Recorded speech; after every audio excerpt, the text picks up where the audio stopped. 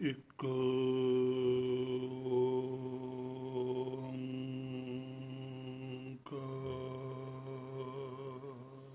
ਸਤਿ ਗੁਰ ਪ੍ਰਸਾਦਿ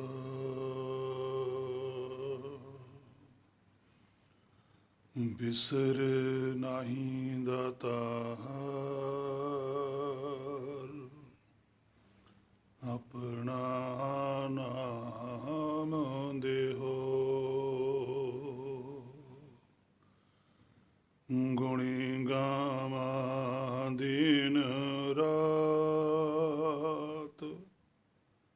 ਨਾਨਕ ਚਾਓਏ ਹੋ ਗੁਣੀ ਗਾਵਾਂ ਦਿਨ ਰਾਤ ਨਾਨਕ ਚਾਓਏ ਹੋ।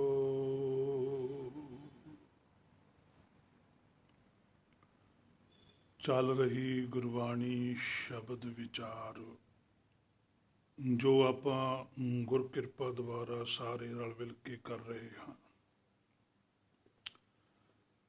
ਅੱਜ ਦਾ ਜੋ ਸਾਹਿਬ ਦਾ ਫਰਮਾਨ ਹੈ ਵਚਨ ਹੈ, ਗੁਰਮੁਖ ਨਾਦੰ ਗੁਰਮੁਖ ਵੇਦੰ ਗੁਰਮੁਖ ਰਹਾ ਸਮਾਈ।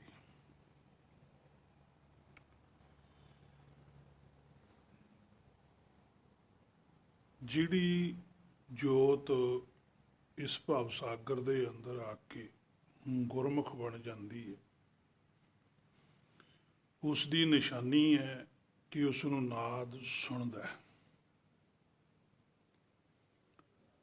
ਗੁਰਮੁਖ ਉਸ ਨੂੰ ਆਖਿਆ ਜਾਂਦਾ ਹੈ ਸੱਚਖੰਡ ਦੀ ਦ੍ਰਿਸ਼ਟੀ ਤੋਂ ਕਿ ਜਿਸ ਦੀ ਸੁਰਤ ਹਰ ਵੇਲੇ ਹਰ ਵਕਤ ਹੁਕਮ ਦੇ ਵਿੱਚ ਚੱਲਦੀ ਹੈ। ਜੋ ਜੀਵ ਉਸ ਦੇ ਭਾਣੇ ਨੂੰ ਸਵੀਕਾਰ ਕਰਦਾ ਹੈ, ਉਸ ਜੀਵ ਨੂੰ ਸੱਚਖੰਡ ਵੱਲੋਂ ਗੁਰਮੁਖ ਦਾ ਦਰਜਾ ਦਿੱਤਾ ਜਾਂਦਾ ਹੈ। ਸਾਡੇ ਸੰਸਾਰ ਦੇ ਅੰਦਰ ਤਾਂ ਹਰ ਇੱਕ ਨੂੰ ਹੀ ਗੁਰਮੁਖ ਆਖ ਦਿੰਦੇ। ਗੁਰਮੁਖ ਬਣਨਾ ਕੋਈ ਸੌਖੀ ਗੱਲ ਨਹੀਂ। ਗੁਰੂ ਨਾਨਕ ਸਾਹਿਬ ਗੁਰਮੁਖ ਸਨ, ਕਬੀਰ ਸਾਹਿਬ ਜੀ ਇਤਿਆਦ ਜਿੰਨੇ ਵੀ ਭਗਤ ਸਾਹਿਬਾਨ ਹੋਏ ਨੇ, ਚਾਹੇ ਭਗਤ ਕਹਿ ਦਿਓ, ਚਾਹੇ ਗੁਰਮੁਖ ਕਹਿ ਦਿਓ, ਚਾਹੇ ਹਰਕਾ ਸੰਤ ਕਹਿ ਦਿਓ, ਇਹ ਸਾਰੇ ਹੀ ਇੱਕ ਦੇ ਹੀ ਨਾਂ ਨੇ। ਇਸੇ ਕਰਕੇ ਪਾਤਸ਼ਾਹ ਨੇ ਇੱਥੇ ਗੁਰਮੁਖ ਸ਼ਬਦ ਲਿਖੇ ਹੈ ਕਿ ਉਸ ਵੇਲੇ ਵੀ ਬਹੁਤ ਧਾਰਮਿਕ ਆਗੂ ਆਪਣੇ ਆਪ ਨੂੰ ਗੁਰਮੁਖ ਕਹਾਉਂਦੇ ਸੀ। ਜੋਗੀ ਮੱਤ ਹੈ ਜਿਹੜੀ ਜੋਗ ਮੱਤ, ਉਹਨਾਂ ਦੇ ਅੰਦਰ ਇਹ ਗੱਲ ਪ੍ਰਚਲਿਤ ਹੈ ਕਿ ਸਾਨੂੰ ਨਾਦ ਸੁਣਦਾ ਹੈ, ਸ਼ਬਦ ਸੁਣਦਾ ਹੈ। ਜਿਹੜਾ ਪੰਡਿਤ ਹੈ ਉਹ ਪੜ੍ਹਾਈ ਨੂੰ ਅੱਗੇ ਰੱਖਦਾ ਹੈ ਕਿ ਪੜ੍ਹਨਾ ਹੀ ਬਹੁਤ ਜ਼ਰੂਰੀ ਹੈ। ਜੋਗੀ ਹੈ ਜਿਹੜਾ ਉਹ ਧਿਆਨ ਤੇ ਉੱਪਰ ਖੜਾ ਵੀ ਸਮਾਧੀ ਲਾਓ, ਧਿਆਨ ਕਰੋ। ਗੁਰਬਾਣੀ ਉਹਨਾਂ ਦੋਨਾਂ ਨੂੰ ਹੀ ਕੱਟਦੀ ਹੈ, ਭਾਵ ਕਿ ਸ਼ੁੱਧ ਕਰਦੀ ਹੈ ਕਿ ਗਿਆਨ ਹੋਣਾ ਵੀ ਬਹੁਤ ਜ਼ਰੂਰੀ ਹੈ ਤੇ ਧਿਆਨ ਲਾਉਣਾ ਵੀ ਬਹੁਤ ਜ਼ਰੂਰੀ ਹੈ। ਕੱਲਾ ਧਿਆਨ ਵੀ ਕੁਛ ਨਹੀਂ ਕਰਦਾ, ਕੱਲਾ ਗਿਆਨ ਵੀ ਕੁਛ ਨਹੀਂ ਕਰਦਾ। ਪਹਿਲਾਂ ਗਿਆਨ ਹੋਣਾ ਬਹੁਤ ਜ਼ਰੂਰੀ ਹੈ ਕਿ ਧਿਆਨ ਕਰਨਾ ਕਿਸ ਦਾ ਹੈ।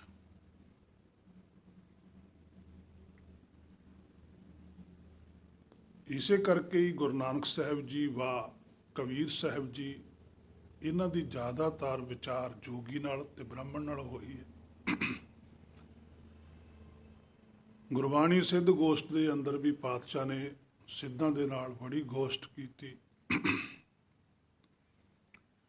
ਗੁਰੂ ਨਾਨਕ ਸਾਹਿਬ ਨੇ ਵੀ ਕਿਹਾ ਵੀ ਸਾਚ ਸ਼ਬਦ ਬਿਨ ਮੁਕਤ ਨਾ ਕਾਈ, ਵੀ ਉਸ ਸ਼ਬਦ ਤੋਂ ਬਿਨਾਂ ਮੁਕਤੀ ਨਹੀਂ ਹੈ। ਪਰ ਉਹ ਸ਼ਬਦ ਤੁਸੀਂ ਦੱਸੋ ਤਾਂ ਸਹੀ ਵੀ ਕੀ ਹੈ। ਹੁਣ ਉਹ ਸ਼ਬਦ ਬਾਰੇ ਕੁਛ ਨਹੀਂ ਦੱਸਦੇ, ਉਹ ਬਸ ਕਹਿੰਦੇ ਸੁਣਦਾ ਹੈ। ਜਿਵੇਂ ਅੱਜ ਸਾਡੇ ਵੀ ਸਿੱਖ ਮੱਤ ਵਿੱਚ ਕਹਿੰਦੇ ਵੀ 5 ਸ਼ਬਦ ਸੁਣਦੇ ਆ। ਉਹ ਆਨੰਦ ਦੀ ਜੋ ਗੁਰਬਾਣੀ ਹੈ ਉੱਥੋਂ ਲੈ ਲੈਂਦੇ ਆ, 5 ਸ਼ਬਦ ਧੁਨ ਅਨਹਦ ਬਾਜੇ। ਉਹ 5 ਸ਼ਬਦ ਬਣਾ ਲੈਂਦੇ ਉਹਨੂੰ, ਜਦ ਕਿ ਉਹ 5 ਸ਼ਬਦ ਧੁਨ ਅਨਹਦ ਬਾਜੇ। 5 ਦਾ ਅਰਥ ਹੁੰਦਾ ਸ਼੍ਰੋਮਣੀ, ਇੱਕ। ਹੁਕਮ ਇੱਕੋ ਹੀ ਹੈ ਜੋ ਸੱਚਖੰਡ ਚੋਂ ਪ੍ਰਗਟ ਹੁੰਦਾ। ਇੱਕ ਸਾਡਾ ਹੁਕਮ ਹੈ। ਜਦੋਂ ਅਸੀਂ ਆਪਣੇ ਹੁਕਮ ਨੂੰ ਬੰਦ ਕਰਦੇ ਹਾਂ ਤਾਂ ਉਹ ਹੁਕਮ ਪ੍ਰਗਟ ਹੋ ਜਾਂਦਾ ਹੈ। 5 ਸ਼ਬਦ ਧੁਨੀ ਅਨਹਦ ਬਾਜੇ, ਉਹ ਅਨਹਦ ਹੈ, ਉਹਦੀ ਤਾਂ ਲਿਮਟ ਹੀ ਨਹੀਂ ਕੋਈ, ਉਹਦਾ ਕੋਈ ਪਾਰਾਵਾਰ ਨਹੀਂ ਹੈ, ਉਹ ਤਾਂ ਸਾਰੀ ਸ੍ਰਿਸ਼ਟੀ ਨੂੰ ਚਲਾ ਰਿਹਾ।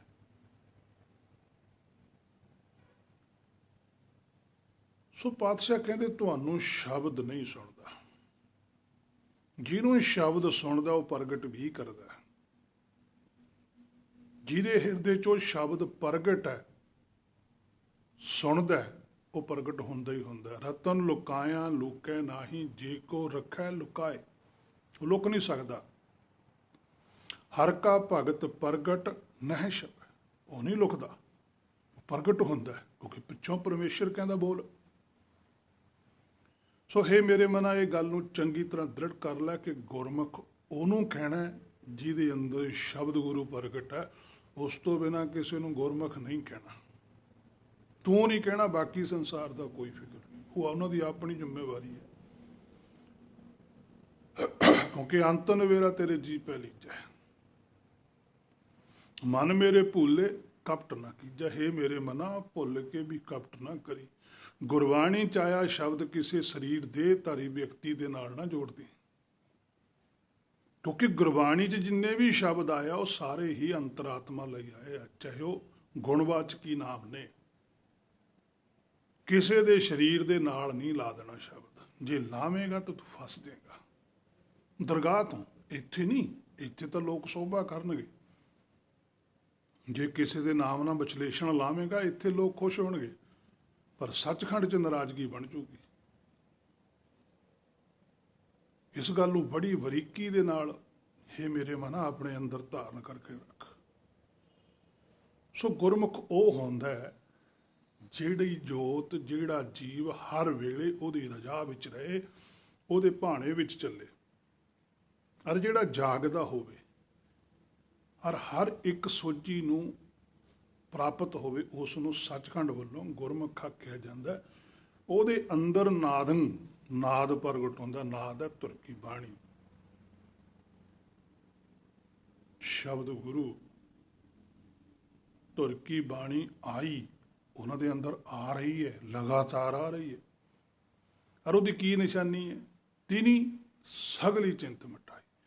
ਉਹਦੇ ਨਾਲ ਕੋਈ ਵੀ ਚਿੰਤਾ ਨਹੀਂ ਰਹਿ ਜਾਂਦੀ। ਕਿਸੇ ਵੀ ਗੁਰਮੁਖ ਨੂੰ ਕੋਈ ਚਿੰਤਾ ਨਹੀਂ ਹੈ। ਪਰ ਜਿਹੜੇ ਸੰਸਾਰੀ ਗੁਰਮੁਖ ਬਣੇ ਹੋਏ ਆ, ਉਹ ਭਰੀ ਚਿੰਤਾ ਦੇ ਪਏ ਆ। ਉਹ ਚਿੰਤਾ ਨੂੰ ਹੀ ਕਿਰਪਾ ਕਹੀ ਜਾਂਦੇ ਆ, ਉਹ ਚਿੰਤਾ ਨੂੰ ਹੀ ਸੁੱਖ ਕਹੀ ਜਾਂਦੇ ਆ, ਚਿੰਤਾ 'ਚ ਹੀ ਆਨੰਦ ਕਹੀ ਜਾਂਦੇ। ਸੋ ਹੇ ਮੇਰੇ ਮਨ, ਇਸ ਗੱਲ ਨੂੰ ਚੰਗੀ ਤਰ੍ਹਾਂ ਵਿਚਾਰ ਕੇ ਰੱਖੀ। ਗੁਰਮੁਖ ਹੁੰਦਾ ਜਿਹੜਾ ਜਾਗਿਆ ਹੋਇਆ, ਜਿਹਦੇ ਕੋਲ ਪੂਰੀ ਸੋਝੀ ਹੈ, ਉਹ ਗੁਰਮੁਖ ਹੈ। ਗੁਰਮੁਖ ਨਾਦੰ, ਗੁਰਮੁਖ ਦੇ ਅੰਦਰ ਨਾਦ ਵੀ ਪ੍ਰਗਟ ਹੁੰਦਾ ਹੈ। ਭਾਵ ਕਿ ਗੁਰਮੁਖ ਨੂੰ ਸਿੱਧੇ ਤੌਰ ਤੇ ਸ਼ਬਦ ਗੁਰੂ ਪ੍ਰਗਟ ਹੋਇਆ ਹੁੰਦਾ ਹੈ। ਸੋ ਪਰਮੇਸ਼ਰ ਦਾ ਗਿਆਨ ਹੈ, ਉਹੀ ਹੁਕਮ ਸਾਡੇ ਅੰਦਰਲੇ ਗਿਆਨ 'ਚ ਵਾਧਾ ਕਰਦਾ ਹੈ, ਪ੍ਰਗਾਸ ਪੈਦਾ ਕਰਦਾ ਹੈ। ਜਿਵੇਂ ਅਸੀਂ ਗੁਰਬਾਣੀ ਤੋਂ ਸੋਝੀ ਲੈਂਦੇ ਹਾਂ ਮਨ ਨੂੰ ਮਾਇਆ 'ਚੋਂ ਬਾਹਰ ਕੱਢਣ ਵਾਸਤੇ, ਜਿਵੇਂ ਜਿਵੇਂ ਹੇ ਮੇਰੇ ਮਨਾ ਤੂੰ ਗੁਰਬਾਣੀ ਤੋਂ ਸੋਝੀ ਲਵੇਂਗਾ, ਤੂੰ ਮਾਇਆ ਤੋਂ ਬਾਹਰ ਚਲੇ ਜਾਵੇਂਗਾ। ਜਦੋਂ ਮਾਇਆ ਤੋਂ ਬਾਹਰ ਚਲੇ ਗਿਆ, ਮਰੋਂ ਤਾਂ ਹਰ ਕੈ ਦੁਆਰ, ਫਿਰ ਤੂੰ ਹਰ ਦੇ ਦੁਆਰ ਤੇ ਜਾ ਕੇ ਮਰਨਾ। ਭਾਵ ਕੇ ਮਨ ਨੇ ਮਰ ਜਾਣਾ, ਮਨ ਦੀ ਇੱਛਾ ਖਤਮ ਹੋ ਜਾਣੀ ਹੈ। ਜਦੋਂ ਮਨ ਮਰਦਾ ਹੈ ਤਾਂ ਫਿਰ ਉਹ ਜਿਹੜਾ ਸ਼ਬਦ ਹੈ, ਉਹ ਜਿਹੜਾ ਹੁਕਮ ਹੈ, ਉਹ ਜਿਹੜੀ ਬਾਣੀ ਹੈ, ਉਹ ਜਿਹੜਾ ਨਾਦ ਹੈ, ਉਹ ਇਹਦੇ ਅੰਦਰੋਂ ਪ੍ਰਗਟ ਹੋ ਜਾਂਦਾ ਹੈ। ਜਦੋਂ ਪ੍ਰਗਟ ਹੁੰਦਾ ਇਹ ਫਿਰ ਦੁਬਾਰਾ ਜੀਵਤ ਹੁੰਦਾ ਹੈ। ਇਹ ਹੈ ਜਨਮ ਪਦਾਰਥ। ਸ਼ਬਦ ਮਰੋ ਮਰਹਿ ਫੁਨ ਜੀਵੈ, ਪੁਨਰਪ ਜਨਮ ਨਾ ਹੋਈ। ਫੇਰ ਨਹੀਂ ਇਹ ਦੁਬਾਰਾ ਸੰਸਾਰ ਚ ਆਉਂਦੀ ਜੋਤ। ਪਰ ਜਿੰਨਾ ਚਿਰ ਉਹ ਸ਼ਬਦ ਨਹੀਂ ਪ੍ਰਗਟ ਹੁੰਦਾ, ਜਿੰਨਾ ਚਿਰ ਉਹ ਨਾਦ ਪ੍ਰਗਟ ਨਹੀਂ ਹੁੰਦਾ, ਜਿੰਨਾ ਚਿਰ ਉਹ ਗੁਰਬਾਣੀ ਬਾਣੀ ਪ੍ਰਗਟ ਨਹੀਂ ਹੁੰਦੀ, ਉਨਾ ਚਿਰ ਜੀਵਨ ਸਫਲ ਨਹੀਂ ਹੁੰਦਾ ਸੱਚਖੰਡ ਦੀ ਦ੍ਰਿਸ਼ਟੀ ਤੋਂ। ਪਰਮੇਸ਼ਰ ਦਾ ਗਿਆਨ ਹੀ, ਭਾਵ ਕਿ ਹੁਕਮ ਹੀ ਸੱਚਖੰਡ ਦਾ ਸਾਡੇ ਅੰਦਰਲੇ ਗਿਆਨ ਦਾ ਪ੍ਰਕਾਸ਼ ਕਰਦਾ ਹੈ।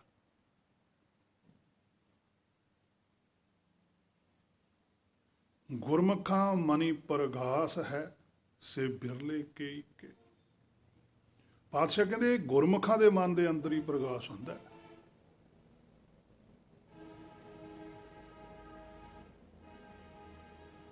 ਹੋਰ ਦੂਸਰੇ ਦੇ ਅੰਦਰ ਪ੍ਰਕਾਸ਼ ਨਹੀਂ ਹੁੰਦਾ। ਦੂਸਰੇ ਤਾਂ ਜੁੜੀ ਪ੍ਰਕਾਸ਼ ਨਾਲ ਹੋਇਆ। ਉਹ ਤਾਂ ਕੱਲਾ ਜਿਹੜਾ ਸਰੀਰ 'ਚ ਕੋਈ ਪ੍ਰਕਾਸ਼ ਦਿਸਦਾ, ਉਹਦੇ ਨਾਲ ਉਹਨਾਂ ਦੀ ਸੁਰਤ ਖੜੀ ਹੈ ਵੀ ਇਹੀ ਸ਼ਾਇਦ ਬਹੁਤ ਕੁਛ ਹੈ। ਇਸ ਗੱਲ ਨੂੰ ਵੀ ਦਸਵੇਂ ਪਾਤਸ਼ਾਹ ਨੇ ਕਿਹਾ, ਅਨ ਭਉ ਪ੍ਰਕਾਸ਼ ਅਮਤੋਜ ਕਹਿਜੈ।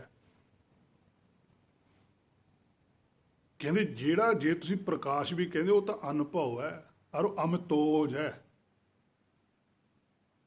ਉਹ ਲਿਮਟ ਤੋਂ ਬਾਹਰ ਹੈ ਉਹ ਪ੍ਰਕਾਸ਼। ਉਹ ਆਹ ਪ੍ਰਕਾਸ਼ ਨਹੀਂ ਹੈ ਜਿਹੜਾ ਤੁਸੀਂ ਕਹਿੰਦੇ ਵੀ 2 ਮਿੰਟ ਲਈ ਹੋ ਗਿਆ ਤੇ 4 ਮਿੰਟ ਬਾਅਦ ਫੇਰ ਹੋ ਜੇ। ਇਸ ਤਰ੍ਹਾਂ ਨਹੀਂ ਹੈ। ਇਹ ਤਾਂ ਸਰੀਰਕ ਦਾ, ਜੋ ਹੱਡੀਆਂ ਨੇ, ਨਾੜਾਂ ਨੇ, ਖੂਨ ਹੈ, ਵਿੱਚ ਨਾੜਾਂ ਦੇ ਰੰਗ ਨੇ, ਉਹਨਾਂ ਦੀ ਰਿਫਲੈਕਸ਼ਨ ਹੈ। ਉਹ ਪ੍ਰਕਾਸ਼ ਹੁੰਦਾ ਕਿ ਇਹਨੂੰ ਸਾਰੀ ਸੋਝੀ ਹੈ।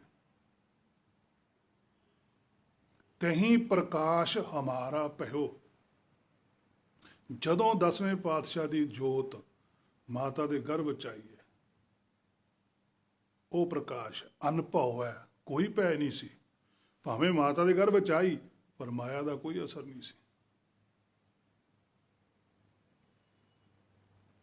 ਪਟਨਾ ਸ਼ਹਿਰ ਵਿਖੇ ਪਵ ਲਿਓ। ਫਿਰ ਪਟਨਾ ਸ਼ਹਿਰ ਆ ਜੋ ਆ ਧਰਤੀ ਹੈ, ਇਹ ਭਵ ਸਾਗਰ ਹੈ। ਇੱਥੇ ਆ ਕੇ ਬਾਹਰ ਆ ਗਿਆ ਉਹ ਸਰੀਰ ਲੈ ਕੇ ਜੋਤ।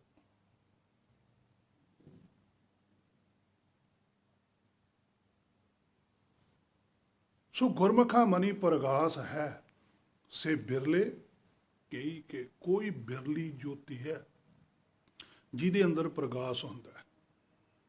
ਸੋ ਫਿਰ ਉਸ ਗੁਰਮੁਖ ਨੂੰ ਬਿਨਾਂ ਕੰਨਾਂ ਤੋਂ ਸੁਣਨ ਵਾਲਾ ਨਾਦ ਧੁਨੀ ਸੁਣਦੀ ਹੈ। ਗੁਰਮੁਖ ਤਾਂ ਫਿਰ ਉਸ ਨੂੰ ਵੇਦ ਬਣਾਉਂਦਾ। ਗੁਰਮੁਖ ਨਾਦੰ ਗੁਰਮੁਖ ਵੇਦੰ। ਵੇਦੰਗ ਹੁੰਦਾ ਪ੍ਰਗਟ ਕਰਨੀ ਚੀਜ਼, ਉਹ ਬਾਣੀ ਨੂੰ ਪ੍ਰਗਟ ਕਰਨਾ। ਹੁਣ ਬਾਣੀ ਨੂੰ ਜਦੋਂ ਪ੍ਰਗਟ ਕਰਨਾ, ਤਾਂ ਉਹਦੇ ਲਈ ਸ਼ਬਦ ਚਾਹੀਦੇ ਆ, ਉਹਦੇ ਲਈ ਅੱਖਰ ਚਾਹੀਦੇ ਆ, ਉਹਦੇ ਲਈ ਬੋਲ ਚਾਹੀਦਾ, ਉਹਦੇ ਲਈ ਹਵਾ ਚਾਹੀਦੀ ਹੈ। ਉਹ ਆਹ ਸਰੀਰ ਹੈ, ਇਹਦੇ ਥਰੂ ਕਰਦਾ ਹੈ।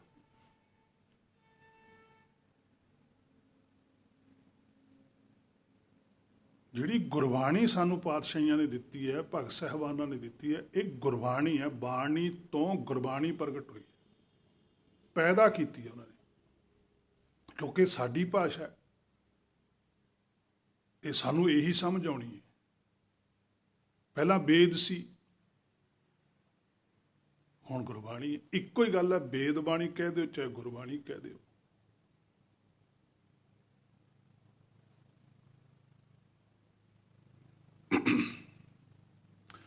ਤਾਂ ਉਸ ਨੂੰ ਤਾਂ ਜਿਹੜੀ ਧੁਰਕੀ ਬਾਣੀ ਗੁਰਮੁਖਾਂ ਦੇ ਹਿਰਦੇ 'ਚ ਪ੍ਰਗਟ ਹੁੰਦੀ ਹੈ, ਗੁਰਮੁਖ ਫਿਰ ਉਹਨੂੰ ਵੇਦ ਬਣਾ ਕੇ, ਭਾਵ ਕੇ ਸ਼ਬਦਾਂ ਦੇ ਵਿੱਚ ਸਾਨੂੰ ਦਿੰਦਾ, ਕਿਉਂਕਿ ਸਾਡੇ ਗਿਆਨ ਇੰਦਰੇ ਨੇ ਤੇ ਉਹਨੂੰ ਪ੍ਰਗਟ ਕਰਦੇ ਨੇ ਤੇ ਲਿਖਦੇ ਨੇ। ਕਿਉਂਕਿ ਉਹ ਉਸ ਹੁਕਮ ਦੇ ਵਿੱਚ ਸਮਾਏ ਹੁੰਦੇ ਨੇ, ਉਹ ਉਸ ਹੁਕਮ ਅਨੁਸਾਰ ਹੀ ਹੁੰਦੇ ਨੇ।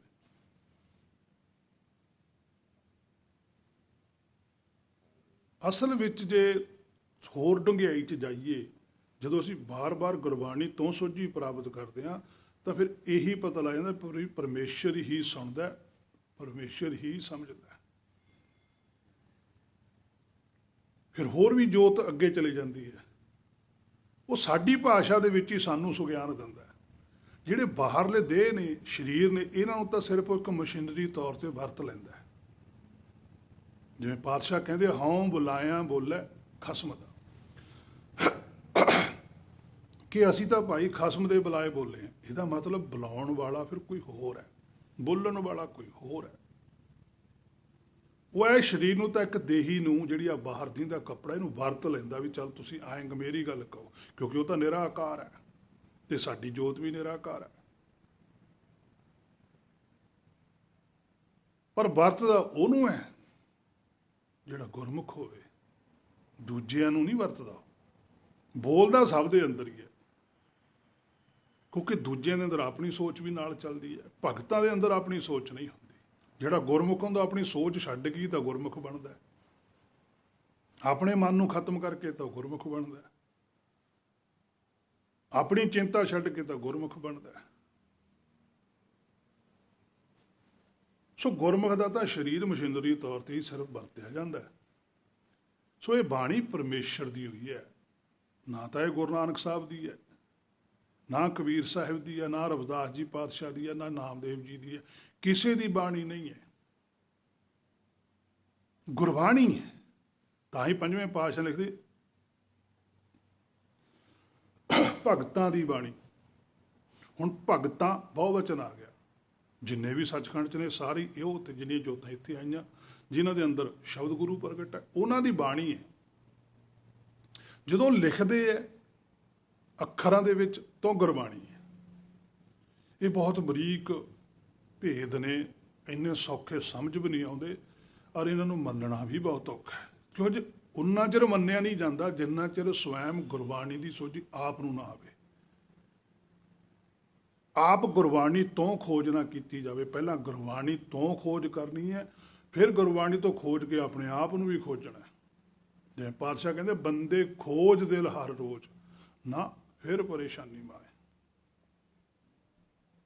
ਇਹ ਨਹੀਂ ਕਿ ਇਕੱਲਾ ਗੁਰਬਾਣੀ ਨੂੰ ਹੀ ਖੋਜ ਲਿਆ ਤੇ ਆਪਣੇ ਆਪ ਨੂੰ ਨਾ ਖੋਜਿਆ, ਫਿਰ ਵੀ ਕੁਛ ਨਹੀਂ ਬਣਨਾ।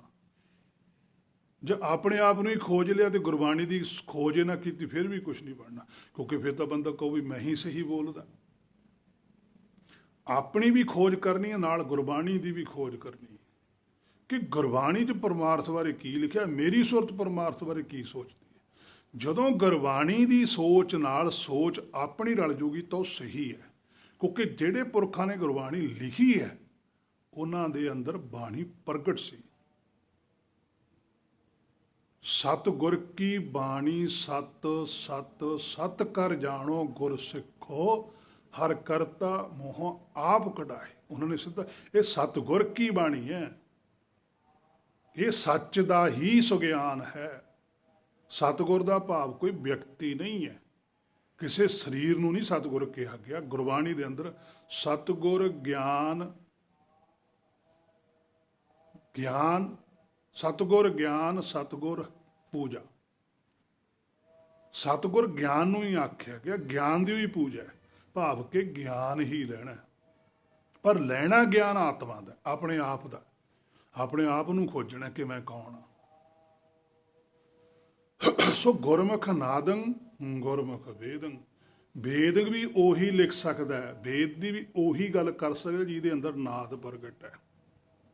ਜਿਵੇਂ ਛੇਵੇਂ ਪਾਤਸ਼ਾਹ ਦੇ ਹਿਰਦੇ 'ਚ ਨਾਦ ਪ੍ਰਗਟ ਸੀ, ਭਾਵੇਂ ਉਹਨਾਂ ਨੇ ਆਪਣੇ ਹੱਥਾਂ ਦੇ ਨਾਲ ਆ ਜਿਹੜੀ ਬਾਹਰਲੀ ਦੇਹੀ ਸੀ ਕੋਈ ਸ਼ਬਦ ਨਹੀਂ ਲਿਖਿਆ, ਪਰ ਉਹਨਾਂ ਨੇ ਗੱਲ ਬਾਣੀ ਦੀ ਹੋਈ ਕੀਤੀ ਹੈ।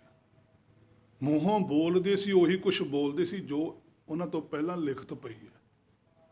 ਸੱਤਵੇਂ ਪਾਤਸ਼ਾਹ ਨੇ ਵੀ ਉਸੇ ਤਰ੍ਹਾਂ ਹੀ ਕੀਤਾ, ਅੱਠਵੇਂ ਨੇ ਵੀ ਕੀਤਾ, ਨੌਵੇਂ ਪਾਤਸ਼ਾਹ ਨੇ ਆ ਕੇ ਲਿਖ ਵੀ ਦਿੱਤਾ ਵੀ ਕਿਤੇ ਇੱਥੇ ਫੇਰ ਭੁਲੇਖਾ ਨਾ ਪੈ ਜਾਵੇ ਵੀ ਜਿਹੜੀ ਲਿਖਦੇ ਆ ਸ਼ਾਇਦ ਉਹੀ ਗੁਰਮੁਖ ਹੁੰਦੇ ਆ। ਸਾਰਾ ਕੁਝ ਪਰਮੇਸ਼ਰ ਨੇ ਇੱਥੇ ਆਪ ਵਰਤਾ ਕੇ ਦਿਖਾਇਆ। ਉਹਨਾਂ ਚੀਜ਼ਾਂ 'ਚੋਂ ਅਸੀਂ ਕੁਛ ਸਿੱਖਣਾ ਸੀ, ਅਸੀਂ ਉਹ ਚੀਜ਼ ਸਿੱਖਣ ਦੀ ਬਜਾਏ ਅਸੀਂ ਹੋਰ ਚੀਜ਼ ਨਾਲ ਜੁੜ ਗਏ। ਉਹ ਸਾਡਾ ਮੇਨ ਸੀਗਾ ਜੋਤ ਦਾ ਕੰਮ। ਅਸੀਂ ਜਦੋਂ ਹੋਰ ਪਾਸੇ ਰਸਤਾ ਲੈ ਲਿਆ ਫਿਰ ਸਾਡੀ ਜਿਹੜੀ ਜੋਤ ਆ ਉਹ ਭਟਕਣਾ 'ਚ ਪੈ ਜਾਂਦੀ ਹੈ। ਸੋ ਇਹ ਜਿਹੜੀ ਬਾਣੀ ਹੈ ਇਹ ਪਰਮੇਸ਼ਰ ਦੀ ਹੈ, ਭਗਤ ਸਾਹਿਬਾਨਾਂ ਦੇ ਮੂੰਹੋਂ ਤਾਂ ਉਹਨੇ ਕਢਾਈ ਹੈ, ਕੱਢਣ ਵੇਲੇ ਇਹ ਗੁਰਬਾਣੀ ਬਣ ਜਾਂਦੀ ਹੈ। ਇਸੇ ਕਰਕੇ ਇਹਨੂੰ ਗੁਰਬਾਣੀਓ ਹੀ ਆਖਿਆ ਗਿਆ। ਸਤਿਗੁਰ ਪ੍ਰਸਾਦ ਹੀ ਹੈ ਇਹ। ਇੱਥੇ ਸਾਨੂੰ ਮਿਹਨਤ ਕਰਨੀ ਪਊਗੀ, ਸਾਨੂੰ ਸਮਝਣਾ ਪੈਣਾ, ਗੁਰਬਾਣੀ ਪੜ੍ਹਨੀ ਪੈਣੀ ਹੈ, ਸਾਰਾ ਕੁਝ ਸਾਨੂੰ ਕਰਨਾ ਪੈਣਾ, ਪਰ ਬਾਣੀ ਲਈ ਕੁਝ ਨਹੀਂ ਕਰਨਾ ਪੈਂਦਾ। ਨਾ ਬਾਣੀ ਪੜ੍ਹਨ ਦੀ ਲੋੜ, ਨਾ ਬਾਣੀ ਸਮਝਣ ਦੀ ਲੋੜ, ਨਾ ਬਾਣੀ ਨੂੰ ਜਾਣਨ ਦੀ ਲੋੜ। ਉਹ ਤਾਂ ਪ੍ਰਗਟ ਹੋ ਜਾਂਦੀ ਹੈ ਚੀਜ਼, ਉਹ ਤਾਂ ਸਾਹਮਣੇ ਹੁੰਦੀ ਹੈ, ਜੋਤ ਦੇ ਸਾਹਮਣੇ ਹੁੰਦੀ ਹੈ। ਜਿਵੇਂ ਸਾਡੀਆਂ ਅੱਖਾਂ ਦੇ ਸਾਹਮਣੇ ਗੁਰਬਾਣੀ ਹੈ, ਇਸੇ ਤਰ੍ਹਾਂ ਜੋਤ ਦੇ ਸਾਹਮਣੇ ਬਾਣੀ ਹੈ। ਉਹ ਤਾਂ ਸਿੱਧਾ ਡਾਇਰੈਕਟ ਸੁਣਦਾ ਹੁਕਮ, ਸਾਨੂੰ ਗੁਰਬਾਣੀ ਸੁਣਦੀ ਹੈ। ਜਦੋਂ ਅਸੀਂ ਗੁਰਬਾਣੀ ਤੋਂ ਸੋਝੀ ਲੈਣ ਲੱਗ ਜਾਂਦੇ, ਜੋ ਅਸੀਂ ਗੁਰਬਾਣੀ ਤੋਂ ਸੁਣਦੇ ਹਾਂ, ਫਿਰ ਉਹਨੂੰ ਸਵੈਂ ਮੰਨਣ ਲੱਗ ਜਾਂਦੇ ਹਾਂ, ਅਤੇ ਮੰਨਦੇ ਸਾਨੂੰ ਉਹ ਬਾਣੀ ਵੀ ਸੁਣਨ ਲੱਗ ਜਾਂਦੀ ਹੈ। ਜਿਹਦੇ ਬਾਰੇ ਪਾਤਸ਼ਾਹ ਨੇ ਗੁਰਬਾਣੀ 'ਚ ਵੀ ਲਿਖਿਆ, ਆਇਓ ਸੁਣਨ ਪੜ੍ਹਨ ਕੋ ਬਾਣੀ। ਉਹ ਸੁਣਨੀ ਸੀ, ਆਹ ਪੜ੍ਹਨ ਵਾਸਤੇ।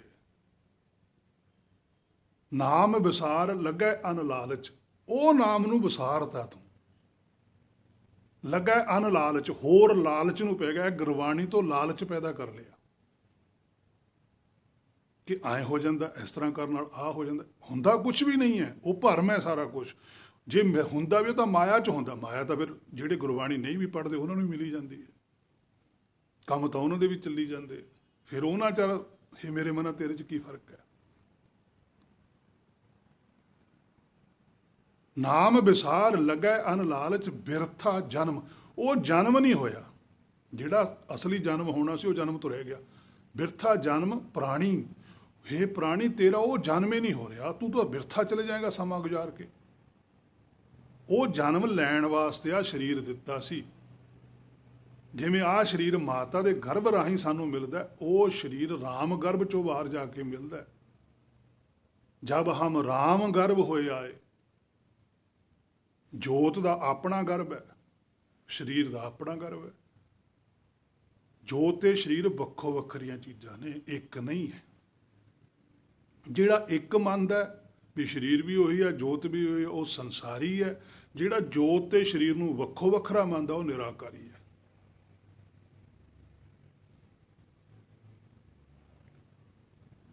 ਸੋ ਗੁਰਮੁਖਾਂ ਨੂੰ ਤਾਂ ਨਾਦ ਸਿੱਧੇ ਤੌਰ 'ਤੇ ਸੁਣਦਾ ਅਤੇ ਉਸੇ ਨਾਲ ਹੀ ਉਹ ਜੁੜੇ ਹੁੰਦੇ ਆ। ਗੁਰਮੁਖ ਵੇਦਨ, ਉਹ ਸਾਨੂੰ ਗੁਰਬਾਣੀ ਦੇ ਵੇਦ ਬਾਣੀ ਦੇ ਰੂਪ ਵਿੱਚ ਉਸ ਨਾਦ ਨੂੰ ਅਸਿੱਧੇ ਤੌਰ 'ਤੇ ਸ਼ਬਦਾਂ ਵਿੱਚ ਪ੍ਰਗਟ ਕਰਕੇ ਦਿੰਦੇ ਆ। ਪਰ ਜੇ ਅਸੀਂ ਉਸ ਨੂੰ ਮੰਨੀ ਚੱਲੀਏ, ਜਾਂ ਅਸੀਂ ਗੁਰਬਾਣੀ ਨੂੰ ਮੰਨੀ ਚੱਲੀਏ, ਤਾਂ ਮਨ ਮੰਨ ਕੇ ਉਹ ਨਾਦ ਵੀ ਸਾਨੂੰ ਸੁਣਨ ਲੱਗ ਜਾਂਦਾ ਹੈ। ਅਤੇ ਭਵਸਾਗਰ ਤੋਂ ਪਰੇ ਫਿਰ ਰਸਤਾ ਵੀ ਦਿਸਦਾ, ਉਨਾ ਚਿਰ ਨਹੀਂ ਦਿਸਦਾ। ਹਾਂ, ਇਹ ਗੱਲ ਠੀਕ ਹੈ ਕਿ ਗੁਰਬਾਣੀ ਨੂੰ ਮੰਨਣਾ ਨਾ ਮੰਨਣਾ ਹੁਣ ਸਾਡੀ ਆਪਣੀ ਜ਼ਿੰਮੇਵਾਰੀ ਹੈ। ਜੇ ਅਸੀਂ ਗੁਰਬਾਣੀ ਤੋਂ ਸੋਝੀ ਪ੍ਰਾਪਤ ਕਰਾਂਗੇ ਤਾਂ ਸਾਨੂੰ ਬਾਣੀ ਜ਼ਰੂਰ ਸੁਣੂਗੀ। ਜੇ ਹੁਣ ਅਸੀਂ ਸੋਝੀ ਨਹੀਂ ਪ੍ਰਾਪਤ ਕਰਨੀ, ਫਿਰ ਤਾਂ ਸਾਨੂੰ ਬਾਣੀ ਤੱਕ ਤਾਂ ਨਹੀਂ ਅਸੀਂ ਪਹੁੰਚ ਸਕਦੇ। ਸੰਸਾਰ 'ਚ ਸੋਭਾ ਜ਼ਰੂਰ ਖੱਟ ਜਾਂਗੇ ਕਿ ਫਲਾਨਾ ਬੰਦਾ ਬੜੀ ਗੁਰਬਾਣੀ ਜਾਣਦਾ ਹੈ, ਉਹਦੇ ਮੂੰਹ ਜ਼ਬਾਨੀ ਗੁਰੂ ਗ੍ਰੰਥ ਸਾਹਿਬ ਚੇਤੇ ਹੈ। ਕੋਈ ਕਹਿੰਦਾ ਮੇਰੇ ਮੂੰਹ ਜ਼ਬਾਨੀ 5 ਬਾਣੀਆਂ ਚੇਤੇ ਨੇ। ਕੋਈ ਕਹਿੰਦਾ ਮੈਂ ਸੋਹਣੀ ਸਾਹਿਬ ਦਾ ਪਾਠ 15 ਮਿੰਟਾਂ 'ਚ ਕਰ ਦਿੰਦਾ, ਕੋਈ 5 ਮਿੰਟਾਂ 'ਚ ਕਰ ਦਿੰਦਾ। ਸੱਚਖੰਡ 'ਚ ਇਸ ਚੀਜ਼ ਦੀ ਕੋਈ ਵੈਲਿਊ ਨਹੀਂ ਹੈ। ਸੱਚਖੰਡ 'ਚ ਵੈਲਿਊ ਹੈ ਕਿ ਤੂੰ ਗੁਰਬਾਣੀ ਦੇ ਇੱਕ ਵਚਨ 'ਤੇ ਅਮਲ ਕੀਤਾ, ਭਰੋਸਾ ਕੀਤਾ ਕਿ ਜੋ ਆ ਵਚਨ ਕੀਤਾ ਪਾਤਸ਼ਾਹ ਨੇ, ਮੈਂ ਇਸ 'ਤੇ ਪਹਿਰਾ ਦੇਣਾ, ਮੈਂ ਮੰਨਣਾ। ਜਦੋਂ ਗੁਰੂ ਨਾਨਕ ਸਾਹਿਬ ਸਰੀਰ ਕਰਕੇ ਵਿਚਰਦੇ ਸੀ, ਉਦੋਂ ਕਿੰਨੇ ਕੁ ਸ਼ਬਦ ਸੀ? 974 ਸ਼ਬਦ ਉਹਨਾਂ ਨੇ ਆਪਣੇ ਸਰੀਰ ਦੇ ਕਾਲ ਵਿੱਚ ਲਿਖੇ ਨੇ। ਤੇ ਉਹ ਸਾਰੇ ਸ਼ਬਦ ਉਸ ਵੇਲੇ ਜਿੰਨੇ ਹੋਰ ਗੁਰਸਿੱਖਾਂ ਨੂੰ ਮਿਲਦੇ ਸੀ, ਉਹਨਾਂ ਨੂੰ ਥੋੜ੍ਹਾ ਦੇ ਕੇ ਆਉਂਦੇ ਸੀ। ਬਸ ਜਿਹਨੂੰ ਉਹ ਸ਼ਬਦ ਇੱਕ ਵੀ ਚਾਹੇ ਮਿਲ ਜਾਂਦਾ ਸੀ, ਉਹ ਤੇ ਭਰੋਸਾ ਕਰਦਾ ਸੀ ਮੈਂ ਇਹ 'ਤੇ ਖੜਨਾ। ਉਹ ਕਹਿ ਗਏ ਤਾਂ ਬਸ ਇੱਥੇ ਖੜ ਜਾਣਾ। ਉਸੇ ਚੀਜ਼ ਨੇ ਉਹਨਾਂ ਦੇ ਅੰਦਰ ਵਿਗਾਸ ਪੈਦਾ ਕੀਤਾ, ਪ੍ਰਗਾਸ ਪੈਦਾ ਕੀਤਾ। ਜੇ ਹੁਣ ਦੇਖਿਆ ਜਾਵੇ, ਕੌਡਾ ਜੀ ਨੂੰ ਮਿਲੇ ਤੇ ਕੌਡਾ ਜੀ ਨੂੰ ਤਾਂ ਗੁਰੂ ਨਾਨਕ ਸਾਹਿਬ ਨੇ ਸਾਰੀ ਗੁਰਬਾਣੀ ਥੋੜ੍ਹਾ ਸੁਣਾਤੀ। ਬਸ ਉਹਨੂੰ ਕਹਿਤਾ ਕਿ ਆਹ ਜਿਹੜਾ ਤੂੰ ਕੰਮ ਕਰਦਾ ਹੈ, ਸਰੀਰ ਕਰਕੇ ਕਰਦਾ, ਜੋਤ ਕਰਕੇ ਐਂ ਕਰ ਲਿਆ ਕਰ। ਅੱਜ ਸਾਡੇ ਧਰਮ ਦੇ ਵਿੱਚ ਮੈਂ ਨਹੀਂ ਸੁਣਿਆ ਕਿਸੇ ਦੇ ਮੁੱਖੋਂ, ਜੇ ਕਿਸੇ ਨੇ ਗੱਲ ਕਹੀ ਹੋਵੇ ਵੀ ਸਰੀਰ ਕਰਕੇ ਤੂੰ ਆਹ ਵੀ ਤਾਂ ਕੰਮ ਕਰਦੇ ਆ, ਜੋਤ ਕਰਕੇ ਵੀ ਐਂ ਕਰ ਲਿਆ ਕਰ, ਤੇਰੇ ਅੰਦਰ ਆਤਮਾ ਹੈ। ਕਿਉਂਕਿ ਜਿਹੜੇ ਖੁਦ ਧਾਰਮਿਕ ਨੇ ਉਹਨਾਂ ਨੂੰ ਆਪ ਨੂੰ ਨਹੀਂ ਪਤਾ। ਜੇ ਉਹਨਾਂ ਨੂੰ ਪਤਾ ਹੋਵੇ ਤਾਂ ਪ੍ਰਚਾਰ ਕਰਨ। ਔਰ ਜਿਨ੍ਹਾਂ ਨੂੰ ਪਤਾ ਸੀ ਉਹਨਾਂ ਨੇ ਸਿੱਧਾ ਲਿਖਿਆ, ਜਾਣੋ ਜੋਤ ਨਾ ਪੁੱਛੋ ਜਾਤੀ, ਅੱਗੇ ਜਾਤ ਨਾ ਹੈ। ਕਿ ਜੋਤ ਨੂੰ ਜਾਣਿਓ, ਜਾਤ ਨੂੰ ਨਾ ਜਾਣ ਲਿਓ। ਅੱਗੇ ਜਾਤ ਨਹੀਂ ਜਾਂਦੀ, ਅੱਗੇ ਸਰੀਰ ਨਹੀਂ ਜਾਂਦਾ, ਹੋ ਹੀ ਨਹੀਂ ਸਕਦਾ। ਗੁਰਬਾਣੀ ਨਹੀਂ ਮੰਨਦੀ, ਸਾਡੇ ਪ੍ਰਚਾਰ ਜ਼ਰੂਰ ਚੱਲਦਾ। ਅੱਗੇ ਕਿੱਥੇ ਚਲੇ ਜਾਊਗਾ? ਸਰੀਰ ਤਾਂ ਇੱਥੇ ਰਹਿ ਜਾਂਦੇ, ਸਭ ਦਾ ਹੀ ਸਰੀਰ ਇੱਥੇ ਰਹਿਣਾ, ਇੱਥੋਂ ਹੀ ਮਿਲੇ ਇੱਥੇ ਹੀ ਰਹਿ ਜਾਣਾ। ਜਿਹੜਾ ਬਾਹਰ ਦੀਂਦਾ, ਜਿਹਨੂੰ ਕੱਪੜਾ ਕਹਿੰਦੀ ਹੈ ਗੁਰਬਾਣੀ, ਅੱਗੇ ਜੋਤ ਦਾ ਸਫ਼ਰ ਹੈ, ਜਾਤ ਦਾ ਤਾਂ ਹੈ ਨਹੀਂ ਗਾ। ਇੰਨੀ ਉਹ ਗੱਲ ਪਾਤਸ਼ਾਹ ਨੇ ਉਹਨੂੰ ਕਹੀ। ਇਹੀ ਗੱਲ ਦੂਜੇ ਪਾਤਸ਼ਾਹ ਨੂੰ ਕਹੀ ਸੀ ਜਦੋਂ ਪਹਿਲੀ ਵਾਰ ਮਿਲੇ ਨੇ। ਕਹਿੰਦੇ ਪੁਰਖਾ ਕਿੱਥੇ ਜਾਂਦਾ? ਕਹਿੰਦੇ ਦੇਵੀ ਦੇ। ਤੇ ਗੁਰੂ ਨਾਨਕ ਸਾਹਿਬ ਕਹਿੰਦੇ ਦੇਵੀ ਦੇ ਜਾਣਾ ਕਿ ਜਾਂ ਮੂਰਤੀ ਕੋਲ ਜਾਣਾ? ਇੰਨੀ ਉਹ ਗੱਲ ਸੀ ਬਸ। ਹੋਰ ਕੋਈ ਉਹਨੂੰ, ਗੁਰੂ ਨਾਨਕ ਸਾਹਿਬ ਨੇ ਸਾਰੀ ਗੁਰਬਾਣੀ ਨੇ ਉਹਦੇ ਮੂਹਰੇ ਰੱਖਤੀ, ਕੋਈ ਲੰਮਾ ਚੌੜਾ ਉਪਦੇਸ਼ ਨਹੀਂ ਦਿੱਤਾ। ਇੰਨੀ ਗੱਲ ਕਹਿਤੀ ਕਿ ਜੇ ਪੁਰਖਾ ਦੇਵੀ ਕੋਲ ਜਾਣਾ ਕਿ ਜਾਂ ਉਹਦੀ ਮੂਰਤੀ ਕੋਲ। ਦੂਜੇ ਪਾਤਸ਼ਾਹ ਨੂੰ ਕਹਿਣਾ ਪਿਆ ਜੀ ਉਹਦਾ ਮੂਰਤੀ ਹੈ। ਕਹਿੰਦੇ ਇਹਦਾ ਮਤਲਬ ਦੇਵੀ ਫਿਰ ਕੋਈ ਹੋਰ ਹੈ। ਹੇ ਮੇਰੇ ਮਨਾ, ਹੁਣ ਤੂੰ ਆਪਣੇ ਅੰਦਰ ਝਾਤੀ ਮਾਰ, ਕਰਦਾ ਤੂੰ ਵੀ ਇਹੋ ਜਿਹਾ ਖੁਸ਼ੀ ਹੈ?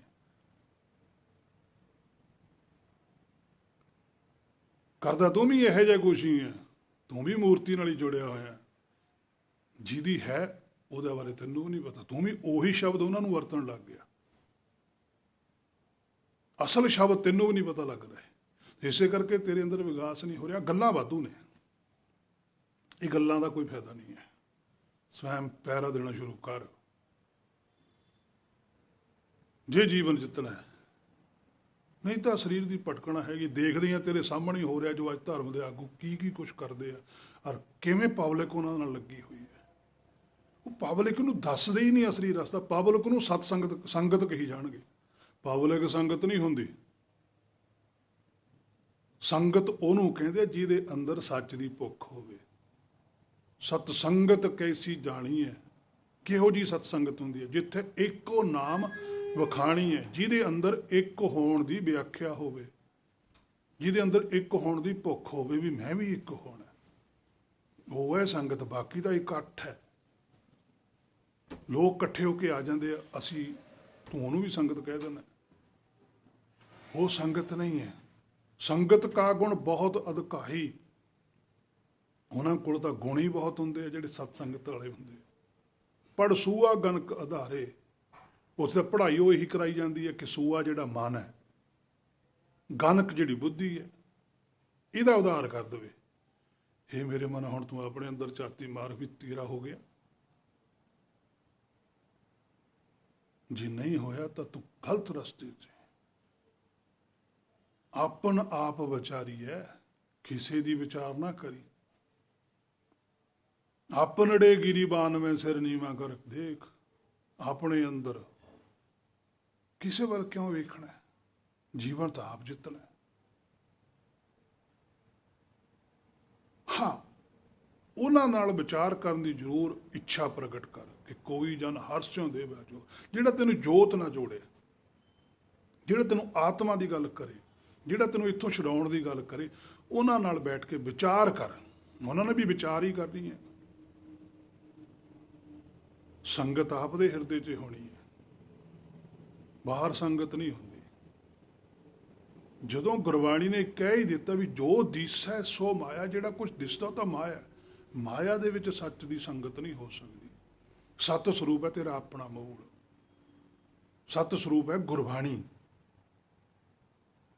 ਸਤ ਸਰੂਪ ਦੇ ਨਾਲ ਜੁੜਨਾ ਪਊਗਾ, ਫਿਰ ਜਾ ਕੇ ਕਿਤੇ ਸੋਝੀ ਆਊਗੀ। ਸੋ ਨਾਦੰ ਗੁਰਮੁਖ ਨਾਦੰ ਗੁਰਮੁਖ ਵੇਦੰ ਗੁਰਮੁਖ ਰਿਹਾ ਸੁਮਾਈ।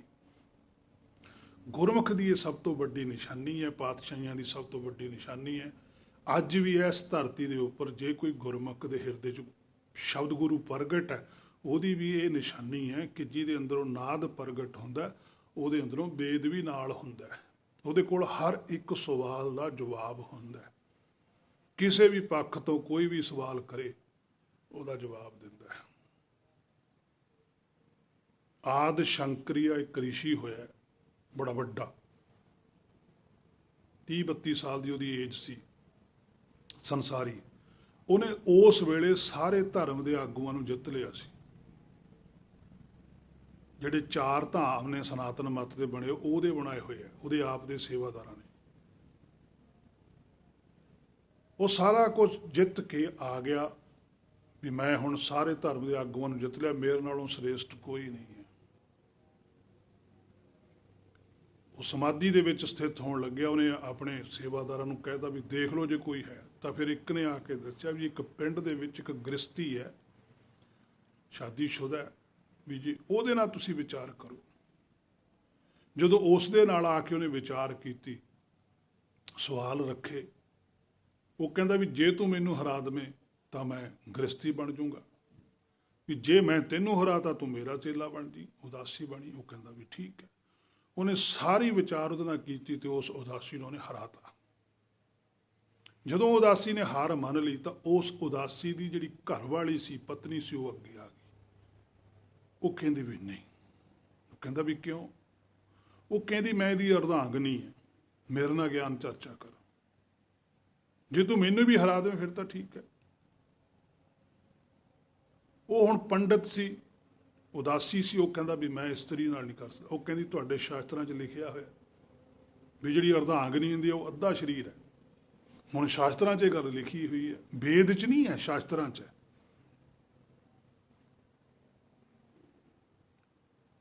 ਉਹ ਕਹਿੰਦੀ ਵੀ ਠੀਕ ਹੈ। ਜਦੋਂ ਉਸ ਇਸਤਰੀ ਨੇ ਉਹਦੇ ਨਾਲ ਚਰਚਾ ਕੀਤੀ ਤੇ ਇਸਤਰੀ ਨੇ ਉਹਨੂੰ ਪਹਿਲਾਂ ਹੀ ਸਵਾਲ ਕੀਤਾ ਕਿ ਜਿਹੜੀ ਕਾਮ ਵਾਸ਼ਨਾ ਹੁੰਦੀ ਹੈ ਪਤੀ ਪਤਨੀ ਦੇ ਨਾਲ, ਇਹਦਾ ਕੀ ਸੁਮੇਲ ਹੈ, ਕੀ ਆਨੰਦ ਹੁੰਦਾ ਇਹਦੇ ਵਿੱਚ। ਉੱਥੋਂ ਹੀ ਉਹ ਪਿੱਟ ਗਿਆ ਕਿ ਤੂੰ ਕੈਸਾ ਸਵਾਲ ਕੀਤਾ, ਕੋਹਰਾ ਪੱਧਰ ਕਰ ਦਿੱਤਾ। ਇੱਕ ਉਦਾਸੀ ਨੂੰ ਐਸਾ ਸਵਾਲ ਕਰ ਦਿੱਤਾ, ਇੱਕ ਸੰਨਿਆਸੀ ਨੂੰ ਐਸਾ ਸਵਾਲ ਕਰ ਦਿੱਤਾ। ਇਸੇ ਕਰਕੇ ਤਾਂ ਇਸਤਰੀ ਛੱਡੀ ਹੋਈ ਹੈ। ਜਦੋਂ ਬਹੁਤ ਬੋਲੀ ਗਿਆ ਤੇ ਉਸ ਇਸਤਰੀ ਨੇ ਫਿਰ ਉਹਨੂੰ ਕਿਹਾ ਵੀ ਆਚਾਰੀਆ ਜੀ, ਕੀ ਕਾਮ ਜੋ ਸੰਸਾਰੀ ਉਤਪਤੀ ਹੈ ਇਹਦਾ ਕਾਰਨ ਨਹੀਂ ਹੈ? ਕਿ ਇਸ ਤੋਂ ਬਿਨਾਂ ਤੂੰ ਸਰੀਰ ਧਾਰ ਲੈਂਦਾ? ਜੇ ਤੇਰੇ ਕੋਲ ਇਸ ਪੱਖ ਤੋਂ ਹੀ ਗਿਆਨ ਨਹੀਂ ਹੈ, ਕੀ ਇਹ ਗਿਆਨ ਨਹੀਂ ਹੈਗਾ? ਕੀ ਇਸ ਸੰਸਾਰ ਦਾ ਹਿੱਸਾ ਨਹੀਂ ਹੈ? ਤੂੰ ਇਹ ਤੋਂ ਨਫ਼ਰਤ ਕਿਉਂ ਕਰਦਾ? ਜੇ ਤੇਰੇ ਅੰਦਰ ਨਫ਼ਰਤ ਹੈ, ਤੇਰੇ ਅੰਦਰ ਬ੍ਰਹਮ ਨਹੀਂ ਹੈ। ਤੈਨੂੰ ਬ੍ਰਹਮ ਦੀ ਪੂਰੀ ਸੋਝੀ ਨਹੀਂ ਹੈ, ਤੇਰੇ ਕੋਲ ਕਿਤਾਬੀ ਗਿਆਨ ਹੈ। ਤੂੰ ਗ੍ਰੰਥਾਂ ਨੂੰ ਜ਼ਰੂਰ ਪੜ੍ਹ ਲਿਆ ਪਰ ਸਵੈਮ ਨੂੰ ਨਹੀਂ ਪੜ੍ਹਿਆ। ਜੇ ਤੂੰ ਸਵੈਮ ਨੂੰ ਪੜ੍ਹਿਆ ਤਾਂ ਤੈਨੂੰ ਪਤਾ ਲੱਗਦਾ ਕਾਮ ਕੀ ਹੁੰਦਾ ਹੈ। ਉਹ ਚੁੱਪ ਕਰ ਗਿਆ। ਉਹ ਕਹਿੰਦੀ ਸਵਾਲ ਦਾ ਜਵਾਬ ਦੇ। ਸਵਾਲ ਕੀਤਾ, ਜਵਾਬ ਦੇ, ਝਗੜਾ ਨਾ ਕਰ। ਗੁਰਬਾਣੀ ਵੀ ਕਹਿੰਦੀ ਹੈ ਵਾਦ ਵਿਵਾਦ ਕਾਹੂ ਸਿਓ ਨਾ ਕੀਜੈ। ਝਗੜਾ ਕਾਤੇ ਕਰਦੇ ਹਾਂ? ਸਵਾਲ ਪੁੱਛਣਾ ਮੇਰਾ ਧਰਮ ਹੈ। ਮੈਂ ਆਪਣਾ ਜੀਵਨ ਜਿੱਤਣਾ। ਇੱਕ ਟੀਚਰ ਤੋਂ ਬੱਚਾ ਸਵਾਲ ਪੁੱਛੇ, ਟੀਚਰ ਰੌਲਾ ਪਾ ਦੇਵੇ ਵੀ ਤੂੰ ਮੈਨੂੰ ਕਿਉਂ ਸਵਾਲ ਪੁੱਛਿਆ, ਤੂੰ ਮੇਰੇ ਨਾਲੋਂ ਵੱਡਾ ਹੈ। ਬੱਚਾ ਕਹਿੰਦਾ ਵੱਡਾ ਨਹੀਂ, ਵੱਡੇ ਤੁਸੀਂ ਹੋ, ਛੋਟਾ ਮੈਂ ਹਾਂ, ਪਰ ਮੇਰਾ ਫਰਜ਼ ਹੈ ਸਵਾਲ ਪੁੱਛਣਾ। ਮੈਨੂੰ ਨਹੀਂ ਪਤਾ ਲੱਗਦਾ ਇਸ ਗੱਲ ਦਾ। ਉਹ ਚੁੱਪ ਕਰ ਗਿਆ। ਅੱਜ ਜਿਹੜੇ ਰੌਲਾ ਪਾਉਂਦੇ ਆ ਨਾ 10ਵੇਂ ਗ੍ਰੰਥ ਤੇ ਆ ਕੇ ਵੀ ਤ੍ਰਿਆ ਚਰਿੱਤਰ ਕਿਉਂ ਲਿਖੇ 10ਵੇਂ ਪਾਤਸ਼ਾਹ ਨੇ, ਉਹਦੇ ਵਿੱਚ ਇਹੋ ਜਿਹੇ ਗੰਦੇ ਸ਼ਬਦ ਕਿਉਂ ਵਰਤੇ, ਉਹਨਾਂ ਨੂੰ ਇੰਨਾ ਨਹੀਂ ਪਤਾ ਵੀ ਇਹ ਵੀ ਇੱਕ ਬ੍ਰਹਮ ਦਾ ਹਿੱਸਾ ਹੈ। ਜੋਤ ਕਿਸੇ ਵੇਲੇ ਵੀ ਭਰਮਾਂ 'ਚ ਪੈ ਸਕਦੀ ਹੈ। ਤੁਸੀਂ ਸਰੀਰ ਤੇ ਹੀ ਖੜੇ ਹੋ ਇਕੱਲੇ ਤੇ। ਜਿਹੜਾ ਗੁਰਮੁਖ ਹੁੰਦਾ ਉਹ ਬ੍ਰਹਮ ਤੇ ਖੜਦਾ ਜਾ ਕੇ। ਕਾਮ ਦਾ ਅਰਥ ਹੁੰਦਾ ਇੱਛਾ। ਜੋਤ ਨੂੰ ਕੋਈ ਵੀ ਇੱਛਾ ਘੇਰ ਸਕਦੀ ਹੈ ਮਾਇਆ ਦੀ। ਤ੍ਰਿਆ ਦਾ ਅਰਥ ਹੁੰਦਾ ਬੁੱਧੀ। ਤ੍ਰਿਆ ਚਰਿੱਤਰ, ਬੁੱਧੀ ਦੇ ਚਰਿੱਤਰ। ਹਰ ਇੱਕ ਦੀ ਬੁੱਧੀ ਚਰਿੱਤਰ ਨਹੀਂ ਕਰਦੀ। ਉਹਦੇ ਵਿੱਚ ਬੰਦੇ ਦੇ ਵੀ ਚਰਿੱਤਰ ਲਿਖੇ, ਇਸਤਰੀ ਦੇ ਵੀ ਲਿਖੇ। ਔਰ ਆਦਿ ਗੁਰਬਾਣੀ ਦੇ ਵਿੱਚ ਅਰਥ ਪਿਆ ਇਹ ਤ੍ਰਿਆ ਉਹ ਕੰਤ ਕਹਾਵਾ। ਫਿਰ ਕੰਤ ਦਾ ਪਰਮੇਸ਼ਰ ਹੈ, ਸ਼ਬਦ ਹੈ। ਸ਼ਬਦ ਵਿੱਚ ਸਰੀਰ ਦਾ ਕੰਤ ਕਿਵੇਂ ਬਣ ਗਿਆ? ਸ਼ਬਦ ਸੁਰਤ ਭਵ ਸਾਗਰ ਤਰੀ ਹੈ। ਤਾਂ 10ਵੇਂ ਪਾਤਸ਼ਾਹ ਨੇ ਉਹ ਤ੍ਰਿਆ ਚਰਿੱਤਰ ਲਿਖੇ ਨੇ ਕਿ ਬ੍ਰਹਮ ਦੇ ਵਿੱਚ ਕੁਝ ਵੀ ਹੋ ਸਕਦਾ ਜਿੰਨਾ ਚਿਰ ਤੁਹਾਡੇ ਕੋਲ ਸਰੀਰ ਹੈ। ਕਿਉਂਕਿ ਕਬੀਰ ਸਾਹਿਬ ਜੀ ਦਾ ਬਚਨ ਪਿਆ ਗੁਰਬਾਣੀ ਦੇ ਅੰਦਰ, ਅਜੇ ਸੁਨਾਓ ਸਮੁੰਦਰ ਮੈਂ ਕਿਆ ਜਾਣੇ ਕਿਆ ਹੋਏ। ਮਾੜ ਜਾ ਕੇ ਵੀ ਬਰੀਕ ਵੀ ਭਰਮ ਹੈ ਨਾ ਜਿਹੜਾ, ਉਹ ਜੋਤ ਨੂੰ ਅੱਗੇ ਨਹੀਂ ਵਧਣ ਦਿੰਦਾ। ਹਰ ਇੱਕ ਪੱਖ ਤੋਂ ਪੂਰੀ ਸੋਝੀ ਪ੍ਰਾਪਤ ਕਰਕੇ ਚੱਲੀ। ਹੇ ਮੇਰੇ ਮਨਾ, ਫੇਰ ਕਿਤੇ ਗੱਲ ਬਣਨੀ ਹੈ, ਉਹਨਾਂ ਚਿਰ ਨਹੀਂ ਹੈ। ਸੋ ਨਾਦ ਸ਼ਬਦ ਗੁਰੂ ਹੈ, ਸ਼ਬਦ ਸੁਰਤ ਦਾ ਮੇਲ ਹੁੰਦਾ ਹੈ। ਬੇਦਗ ਹੁੰਦਾ ਹੈ ਜਦੋਂ ਸ਼ਬਦ ਗੁਰੂ ਪ੍ਰਗਟ ਹੋ ਕੇ ਬੋਲਦਾ ਜੀਵ। ਜੀਵ ਦੇ ਦੁਆਰਾ ਬੋਲ ਕੇ ਦੱਸਿਆ ਗਿਆ ਸੁਗਿਆਨ ਹੈ, ਉਹ ਗੁਰਬਾਣੀ ਹੈ। ਹੇ ਮੇਰੇ ਮਨਾ, ਤੋਂ ਉਹਨੂੰ ਵਿਚਾਰਨਾ ਹੈ, ਉਹਦੇ ਅਨੁਸਾਰ ਆਪ ਚੱਲਣਾ ਹੈ। ਜਿਵੇਂ ਗੁਰਬਾਣੀ ਦੇ ਅੰਦਰ ਹੀ ਪਾਤਸ਼ਾਹ ਕਹਿੰਦੇ ਆ, ਅੰਗ 879 ਦੇ ਉੱਪਰ, ਸਭ ਨਾਦ ਬੇਦ ਗੁਰਬਾਣੀ, ਮਨ ਰਾਤਾ ਸਾਰੰਗ ਪਾਣੀ। ਸਭ ਨਾਦ ਬੇਦ ਗੁਰਬਾਣੀ, ਸਭ ਨਾਦ, ਜਿਹੜਾ ਨਾਦ ਹੈ ਨਾ, ਉਹੀ ਬੇਦ ਗੁਰਬਾਣੀ ਬਣਦਾ। ਉਸ ਵੇਲੇ ਬੇਦ ਸ਼ਬਦ ਪ੍ਰਚਲਿਤ ਹੋ ਗਿਆ ਸੀ, ਹੁਣ ਗੁਰਬਾਣੀ ਹੈ। ਬੇਦ ਦਾ ਅਰਥ ਵੀ ਆਤਮਿਕ ਸੁਗਿਆਨ ਹੈ, ਗੁਰਬਾਣੀ ਦਾ ਅਰਥ ਵੀ ਆਤਮਿਕ ਸੁਗਿਆਨ ਹੈ। ਮਨ ਰਾਤਾ, ਮਨ ਰਤਿਆ ਹੋਇਆ ਸਾਰੰਗ ਪਾਣੀ, ਮਨ ਨੂੰ ਉਹਦੇ ਵਿੱਚੋਂ ਰਸ ਆ ਰਿਹਾ। ਸ਼ਿਵ, ਅੰਗ 360 ਉੱਪਰ ਵੀ ਪਾਤਸ਼ਾਹ ਕਹਿੰਦੇ, ਸ਼ਿਵ ਨਗਰੀ ਮੈਂ ਆਸਣ ਵੈਸੋ। ਸ਼ਿਵ ਨਗਰੀ ਕੀ ਹੈ? ਹਿਰਦਾ। ਹਿਰਦੇ ਦੇ ਅੰਦਰ ਜਾ ਕੇ ਆਸਣ ਦੇ ਉੱਪਰ ਬੈਠੇ ਦੇ ਸੁਣਦੀ ਹੈ ਗੁਰਬਾਣੀ। ਜਿਵੇਂ ਗੁਰਬਾਣੀ ਨੂੰ ਸੁਣਨ ਵਾਸਤੇ ਗੁਰਬਾਣੀ ਦੇ ਸਾਹਮਣੇ ਬੈਠ ਕੇ ਆਸਣ ਲਾਉਣਾ ਪੈਂਦਾ, ਇਸੇ ਤਰ੍ਹਾਂ ਬਾਣੀ ਨੂੰ ਸੁਣਨ ਵਾਸਤੇ ਬਾਣੀ ਦੇ ਸਾਹਮਣੇ ਵੀ ਆਸਣ ਲਾਉਣਾ ਪੈਂਦਾ। ਉਹ ਹਿਰਦੇ ਵਿੱਚ ਸੁਣਦੀ ਹੈ, ਇਹ ਕੰਨਾਂ ਨਾਲ ਸੁਣਦੀ ਹੈ। ਕਲਪ ਤਿਆਗੀ ਬਾਦੰ, ਕਹਿੰਦੇ ਜਿਹੜੀ ਕਲਪਨਾ ਸੀਗੀ ਅੰਦਰ, ਆਪਣੀ ਇੱਛਾ ਸੀਗੀ, ਉਹ ਤਿਆਗਤੀ, ਉਹੀ ਤਾਂ ਝਗੜੇ ਦਾ ਕਾਰਨ ਹੈ। ਗੁਰਬਾਣੀ ਕਹਿੰਦੀ, ਹੇ ਮੇਰੇ ਮਨਾਂ ਤੈਨੂੰ ਕੁਛ ਹੈ, ਤੂੰ ਕਰੀ ਕੁਛ ਹੋਰ ਜਾਣਾ। ਇਹ ਸਾਰਾ ਹੀ ਕਲਪ ਹੈ, ਇਹਨੂੰ ਤਿਆਗਣਾ ਪਊ। ਇਸ ਕਲਪਨਾ ਨੂੰ ਤਿਆਗ ਦੇ। ਸਿੰਘੀ ਸ਼ਬਦ ਸਦਾ ਤਨ ਸੋਹੈ, ਅਹਨਸ ਪੂਰੈ ਨਾਦ। ਸਿੰਘੀ ਸ਼ਬਦ ਸਦਾ ਤਨ ਸੋਹੈ, ਉਹ ਜਿਹੜੀ ਸਿੰਘੀ ਹੈ, ਉਹ ਜਿਹੜਾ ਲਗਾਤਾਰ ਸ਼ਬਦ ਚੱਲਦਾ ਹੈ, ਹੁਕਮ ਚੱਲਦਾ ਹੈ, ਉਹਦੀ ਰਜਾ ਵਿੱਚ ਜਾਣਾ ਪੈਣਾ, ਉਹਦੀ ਧੁਨੀ ਦੇ ਅੰਦਰ ਸਮਾਉਣਾ ਪੈਂਦਾ ਹੈ। ਅਹਨਸ ਪੂਰੈ ਨਾਦ, ਫਿਰ ਕੋਈ ਕਿਸੇ ਕਿਸਮ ਦਾ ਭਰਮ ਨਹੀਂ ਰਹਿ ਜਾਂਦਾ। ਨਿਸ ਨਿਸ ਹੁੰਦਾ ਭਰਮ ਖਤਮ ਹੋ ਜਾਂਦਾ। ਪੂਰਾ ਨਾਦੰਗ, ਪੂਰੀ ਦੀ ਪੂਰੀ ਸੁਰਤ ਹੁਕਮ ਦੇ ਵਿੱਚ ਸਮਾ ਜਾਂਦੀ ਹੈ। ਇੱਕ ਹੋ ਕੇ ਉੱਗ ਕੇ ਸੱਚਖੰਡ ਵਿੱਚ ਸਦਾ ਲਈ ਜੋਤ ਸਥਿਰ ਹੋ ਜਾਂਦੀ ਹੈ।